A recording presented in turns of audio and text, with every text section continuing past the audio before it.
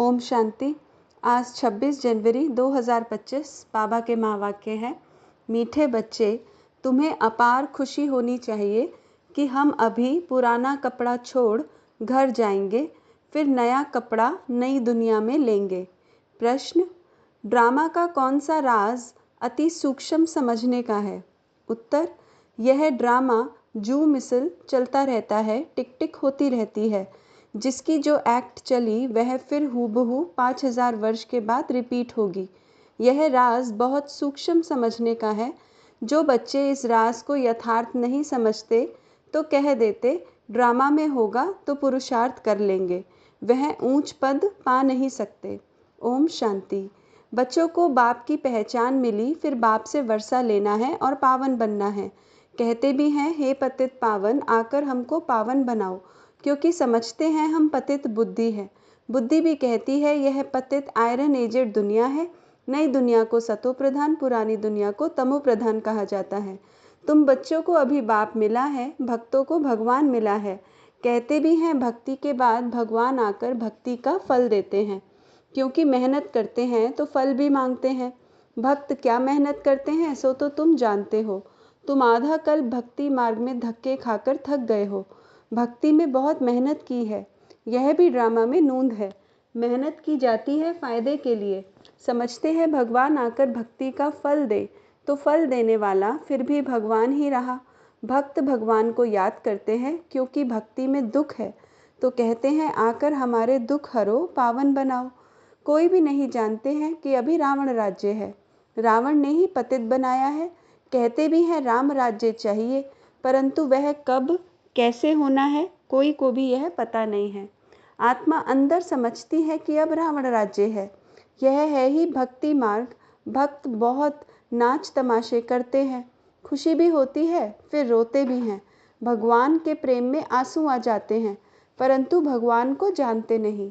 जिसके प्रेम में आंसू आते हैं उनको जानना चाहिए ना। चित्रों से तो कुछ मिल नहीं सकता।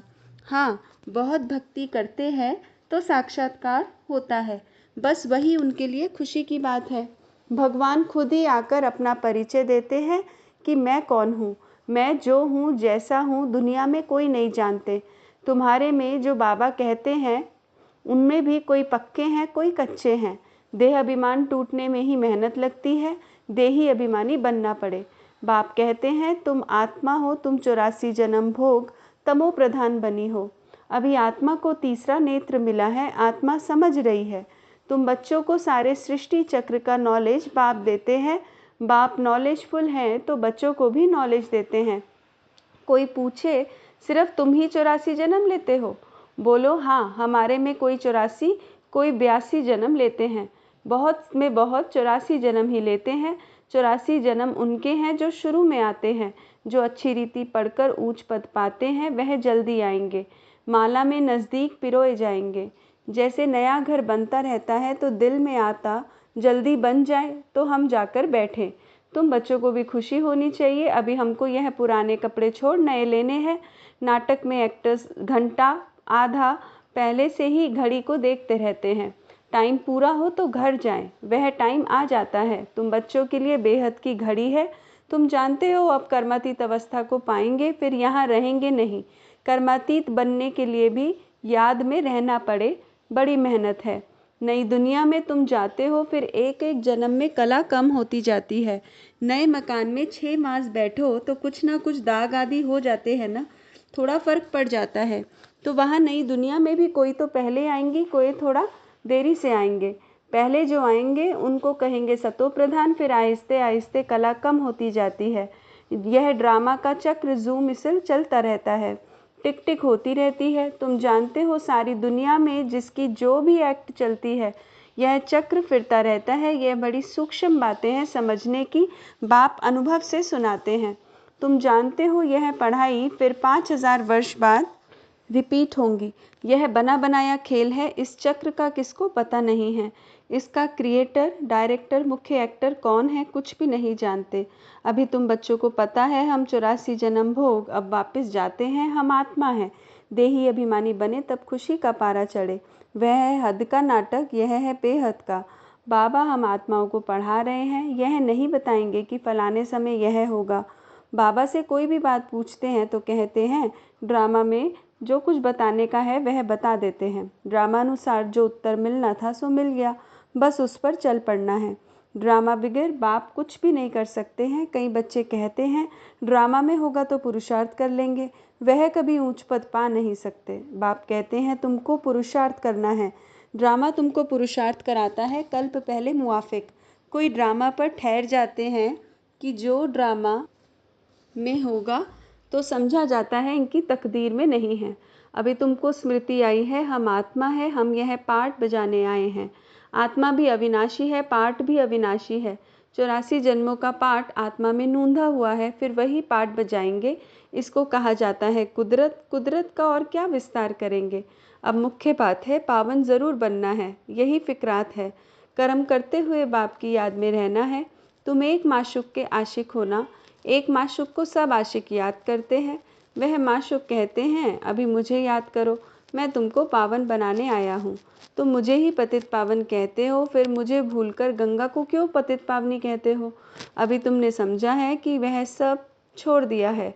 तुम समझते हो बाप ही पतित पावन है। अब पतित पावन श्री कृष्ण को समझ कभी याद नहीं करेंगे, परंतु भगवान कैसे आते हैं यह कोई नहीं जानते। श्री कृष्ण की आत्मा जो सतयुग में थी वह अनेक रूप धारण करते करते अभी तमो प्रधान बनी है, फिर सतो प्रधान बनती है। शास्त्रों में यह भूल कर दी है। यह भी भूल जब हो तब तो हम आकर अभूल बनाए ना। यह भूले भी ड्रामा में हैं, फिर भी होंगी। अब तुमको समझाया है शिव भगवान वाच।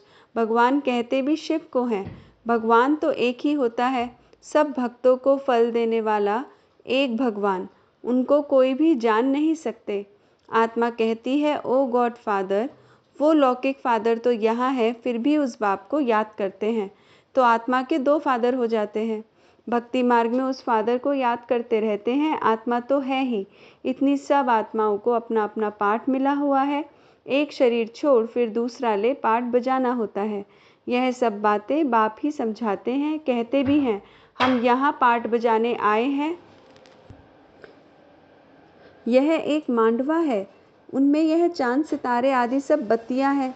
इन सूर्य चांद सितारों को मनुष्य देवता कह देते हैं, क्योंकि यह बहुत अच्छा काम करते हैं, रिमझिम करते हैं, किसको तकलीफ नहीं देते हैं, सबको सुख देते हैं, बहुत काम करते हैं, इसलिए इनको देवता कह देते। अच्छा काम करने वालों को कहते हैं ना, यह तो जैसे देवता है। अब वास्तव में देवताएं तो सतयुग में थे, सब सुख देने वाले थे, सबकी प्रीत थी, इसलिए देवताओं से उनकी भेंट की है। देवताओं के गुण भी गाए जाते हैं। उन्हों के आगे जाकर गाते हैं हम निर्गुण हारे में कोई गुण नाही, आप ही तरस परोई। आपको तो तरस पड़ता होगा। बाप कहते हैं तरस पड़ा है तब तो फिर से आया हूँ तुमको गुणवान बनाने। तुम पूज्य थे, अभी पुजारी बने हो, फिर पूज्य बनो। हम सो का अर्थ भी तुमको समझाया है। मनुष्य तो कह देते आत्मा सो परमात्मा, परमात्मा सो आत्मा। बाप कहते हैं यह रॉन्ग है। तुम आत्मा निराकार थी, फिर सो देवता क्षत्रिय वैश्य शूद्र बनी, अभी सो ब्राह्मण वर्ण में आई हो। आत्मा पहले सतो प्रधान सतो रजो तमो में आती है। अभी तुम बच्चे समझते हो यह नॉलेज बाबा कल्प कल्प संगम युग पर हमको आकर देते हैं। बरोबर भारत स्वर्ग था, वहाँ कितने थोड़े मनुष्य होंगे। अभी कलयुग है, सब धर्म आ गए हैं। सतयुग में थोड़ी कोई धर्म था, वहाँ होता ही है एक धर्म, बाकी सब आत्माएं चली जाती हैं। तुम जानते हो अभी इस पुरानी दुनिया का विनाश सामने खड़ा है। बाप राजयोग सिखला रहे हैं, कोई भी आए बोलो यह बेहद की घड़ी है। बाप ने दिव्य दृष्टि दे यह घड़ी बनवाई है। जैसे वह घड़ी तुम घड़ी घड़ी देखते हो, अब यह बेहद की घड़ी याद पड़ती है। बाप ब्रह्मा द्वारा एक धर्म की स्थापना, शंकर द्वारा आसुरी दुनिया का विनाश कराते हैं। बुद्धि भी कहती है चक्र फिरना ज़रूर है, कलयुग के बाद सतयुग आएगा। अभी मनुष्य भी बहुत हैं, उपद्रव भी बहुत होते रहते हैं, मूसल भी वही है। शास्त्रों में तो कितनी कथाएं बना दी है। बाप आकर वेदों शास्त्रों का सार समझाते हैं। मुख्य धर्म भी 4 हैं। यह ब्राह्मण धर्म है 5वां, सबसे ऊंच से ऊंच है। यह छोटा धर्म यज्ञ की संभाल करने वाले ब्राह्मण है। यह ज्ञान यज्ञ है। उपद्रव को मिटाने के लिए यज्ञ रचते हैं। वह समझते हैं यह लड़ाई आदि ना लगे। अरे लड़ाई नहीं लगेगी तो सतयुग कैसे आएगा? इतने सब मनुष्य कहाँ जाएंगे? हम सब आत्माओं को ले जाते हैं तो ज़रूर शरीर यहाँ छोड़ना पड़े। तुम पुकारते भी हो, हे बाबा आकर हमको पतित से पावन बनाओ। बाप कहते हैं हमको ज़रूर पुरानी दुनिया का विनाश कराना होगा। पावन दुनिया है ही सतयुग, सबको मुक्ति धाम में ले जाता हूँ। सब काल को तो बुलाते हैं ना, यह नहीं समझते कि हम तो कालों के काल को बुलाते हैं।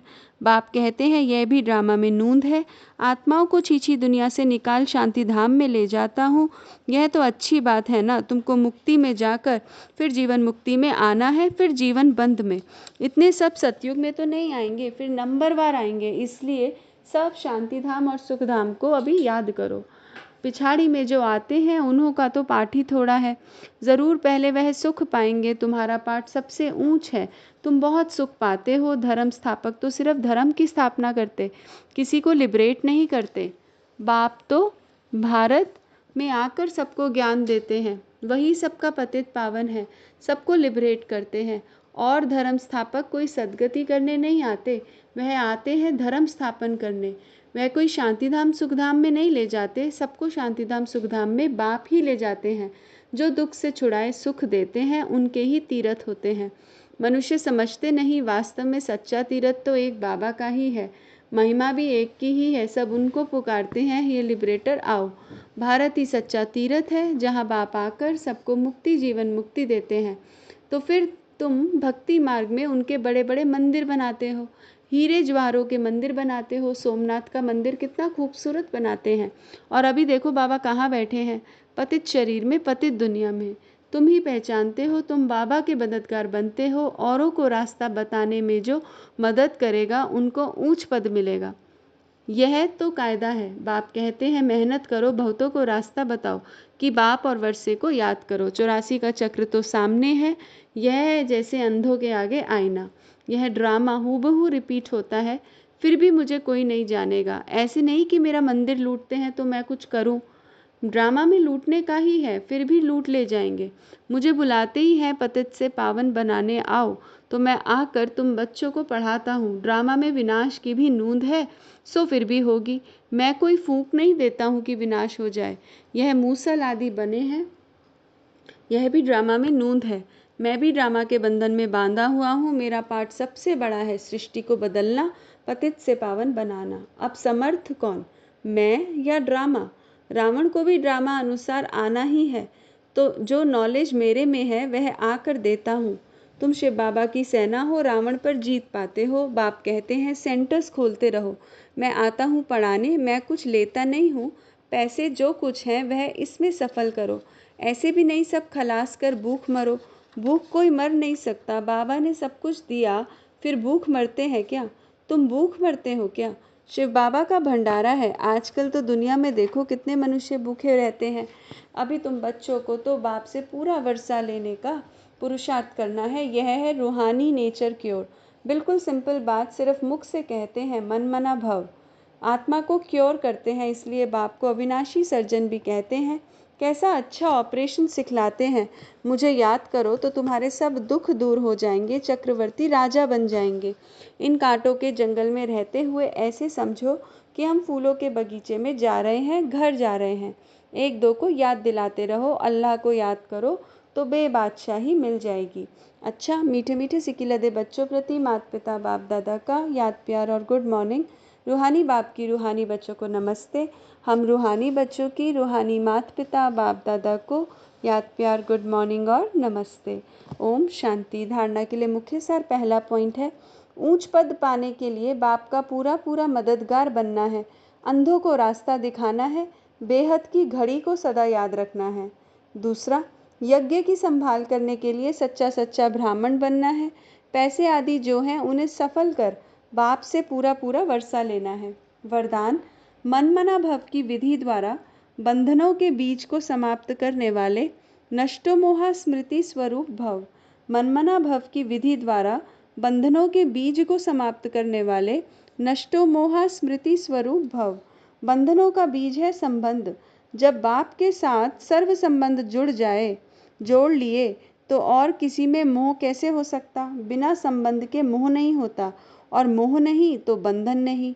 जब बीज को ही खत्म कर दिया तो बिना बीज के वृक्ष कैसे पैदा होगा? यदि अभी तक बंधन है तो सिद्ध है कि कुछ तोड़ा है, कुछ जोड़ा है। इसलिए मन मना भव की विधि से मन के बंधनों से भी मुक्त नष्टो मोहा स्मृति स्वरूप बनो, फिर यह शिकायतें समाप्त हो जाएंगी कि क्या करे, बंधन है, कटता नहीं। स्लोगन: ब्राह्मण जीवन का सास उमंग उत्साह है, इसलिए किसी भी परिस्थिति में उमंग उत्साह का प्रेशर कम ना हो। ब्राह्मण जीवन का सास उमंग उत्साह है, इसलिए किसी भी परिस्थिति में उमंग उत्साह का प्रेशर कम ना हो। ओम शांति।